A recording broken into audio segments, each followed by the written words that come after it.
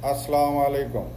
ایبڈامینل obesity, جسے ٹرنکل obesity یا central obesity یا پیٹ کے تون کا بڑھ جانا کہتے ہیں، یہ کرونک ڈیزیز یعنی بلڈ پریشر، شوگر، ہارٹ کے پرابلمز اور کینسر ہونے کے لیے بہت بڑا رسک فیکٹر ہے۔ اگر ایک بندے کو اوبیسٹی ہو ساتھ ایبڈامینل اوبیسٹی یعنی پیٹ بڑا ہو تو اس کا رسک کرونک ڈیزیز ہونے کے لیے اور بھی بہت زیادہ بڑھ جاتا ہے۔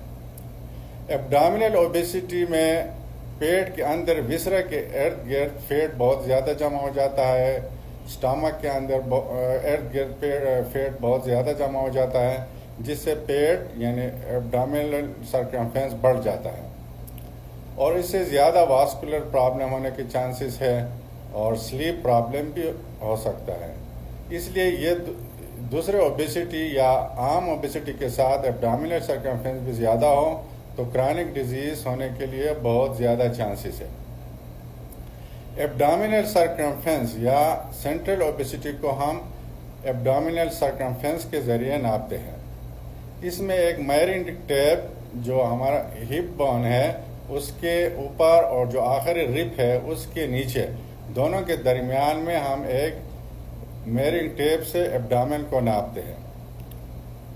اگر اس کی جو نارمل رینج ہے ایبڈامینل سرکمفرنس کی، میل میں 40 یا 40 انچز سے کم ہونا چاہیے، فیمیل میں 35 انچز سے کم ہونا چاہیے۔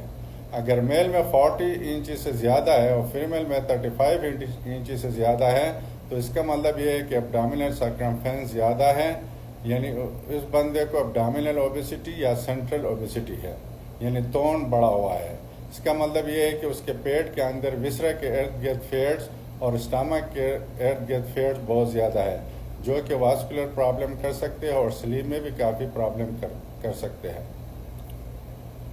اگر عام اوبیسٹی یا اوور ویٹ ہے، جس طرح باڈی ماس انڈیکس 25 سے 30 کے درمیان ہے، یا اس کو class 1 obesity, class 2، class 3، class 1 جو بی ایم آئی 30 سے 35 تک، کلاس 2 35 سے 40 تک اور کلاس 3 40 سے اوپر، اور اس کے ساتھ اگر ایبڈامینل اوبیسٹی بھی ہے یعنی پیٹ کا جو سرکمفرنس ہے وہ بھی بڑا ہوا ہے تو پیشنٹ کو کرونک ڈیزیز ہونے کے لیے چانسز بہت بڑھ جاتا ہے۔ اگر کلاس 1 اوبیسٹی ہے تو اس میں اگر ایبڈامینل سرکمفرنس میل میں 40 سے زیادہ ہے، فیمیل میں 35 سے زیادہ ہے تو اس میں کرونک ڈیزیز ہونے کی چانسز ہائی ہے۔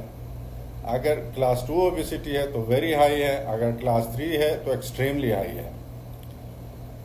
تو اسی طرح ایبڈامینل اوبیسٹی یا سینٹرل اوبیسٹی کرونک ڈیزیز ہونے کے لیے بہت بڑا رسک فیکٹر ہے۔ اس ایبڈامینل اوبیسٹی کو ہم کیسے کم کریں، اس کے لیے آئندہ ویڈیو میں ہم ڈسکس کریں گے۔ تو ویڈیو کو دیکھنے کے بعد لائک کریں، کمنٹ کریں اور شیئر کریں۔ Thank you.